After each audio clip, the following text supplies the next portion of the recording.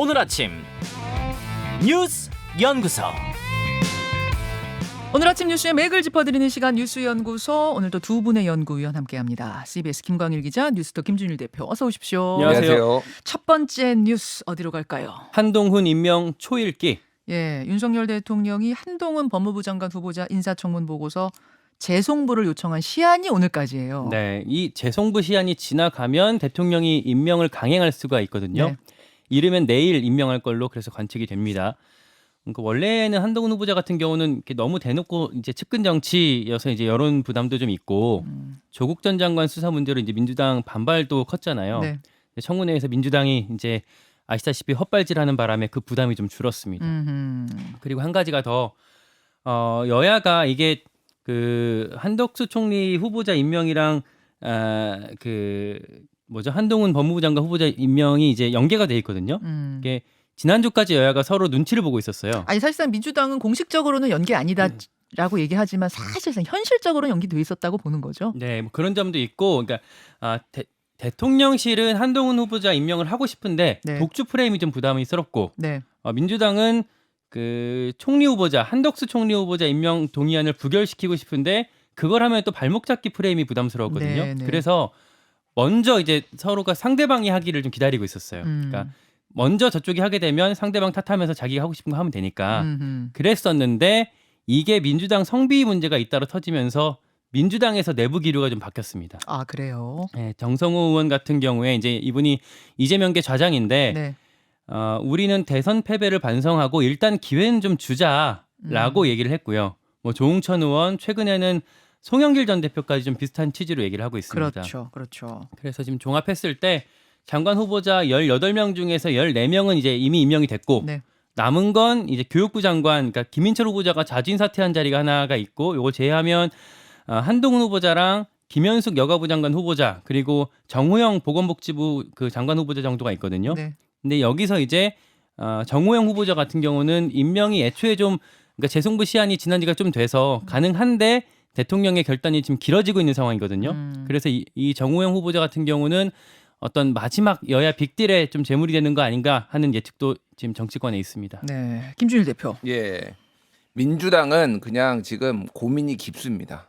예, 기류가 한 일주일 사이에도 한 서너 번은 바뀌는 것 같아요. 그래요. 그러니까 그러니까 낙마를 시키는 걸로 갔다가 지금 그러면 안 되는 것 같다. 그거를 어떻게 할 수가 있냐면은 의원총회를 열어가지고 이거를 논의를 하기로 했는데 계속 연기되고 있어요. 오늘도 지금 의원총회를 여는데 오늘이 이제 윤석열 대통령의 이제 시정연설이 있고 여기에서 의원총회 열어서 뭐 추경 논의를 한다는데 아직 확정된 건 아닌데 지금 언론 보도 나오는 걸 보면은 이 한덕수 총리 연기 투표는 논의를 안 한다라는 거예요 지금. 인준 문제에 대해서 논의 안 한다. 예. 뭐 봐야 될 것 같습니다. 근데 그게 이게 딱 그런 거예요. 시험 보기 싫어서 일단 좀 미루는 거 있잖아요. 시험 공부 안 하고 미루는 거 지금. 그러니까 이게 여론을 보면서 가겠다라는 건데 여론은 점점점 안 좋아지고 있고 그런데 인준을 해주기는 싫고 약간 이런 딜레마적 상황이라고 보면 될 것 같고 국민의힘에서는 그냥 하자는 거예요. 뭐가 됐든. 그러니까 이게 어떤 결론을 내리든 민주당의 자충수가 될 수 있다. 만약에 인준 투표 부결을 하면은 네. 그러면은 이제 소위 말해서 역풍이 불 가능성이 있고 인준 투표 되면 좋은 거고 통과되면 좋은 거고 그래서 죄송합니다.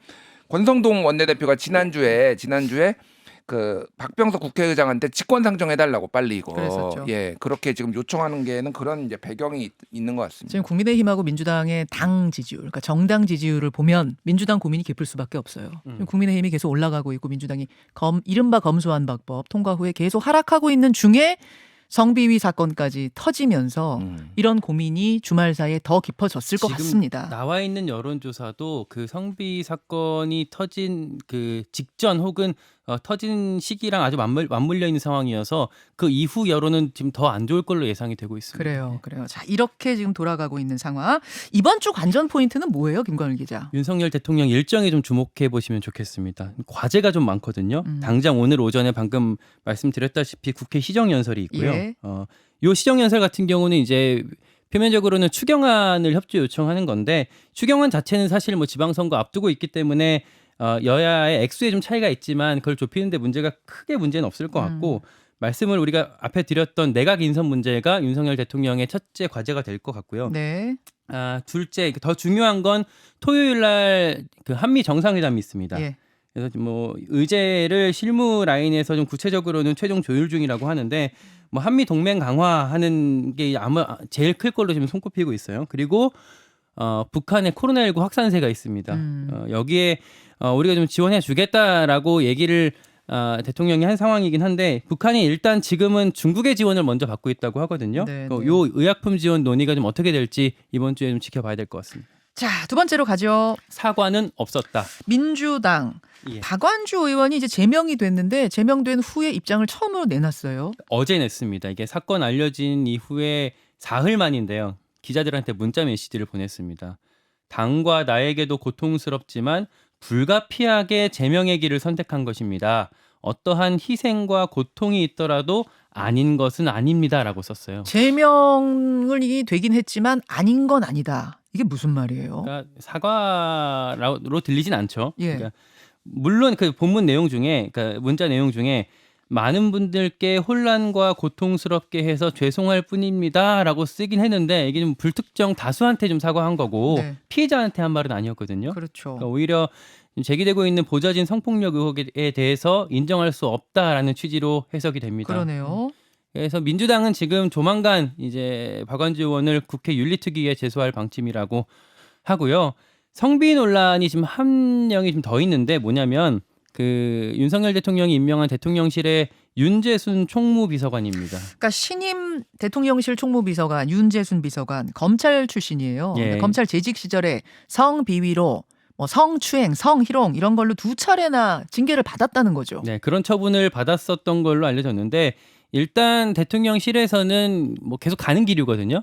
뭐 낙마나 뭐 이분을 뭐 떨어뜨리지 않고 계속 가는 기류인데 주말 사이에 논란이 또 터졌습니다. 뭐예요? 그러니까 이 윤재순 총무비서관이 등단한 시인이에요. 네, 네. 예. 근데 그 시를 과거에 썼던 시집을 찾아봤을 때 왜곡된 성인식이 담겨 있었다고 합니다. 이게 지하철 성추행을 묘사하면서 그거를 짓궂은 사내 아이들의 자유라고 썼거든요. 뭐 이런 좀 문제들이 있고 그 시집 곳곳을 찾아보면 이런 부적절한 얘기들이 한두 개가 아닙니다. 그래서 이런 논란들이 좀 계속되고 있는 상황입니다. 뭐 김준일 기자. 예. 시는 이거는 좀 문학이니까 은유적인 표현까지도 좀 넓게 봐주자라는 게 뭐 당선인 대통령 측이나 뭐 국민의힘의 입장인 것 같은데 저는 이제 시까지 갈 것도 없이 검찰 시절에 있었던 그 징계 내용을 보면 껴안는 것도 있고 예.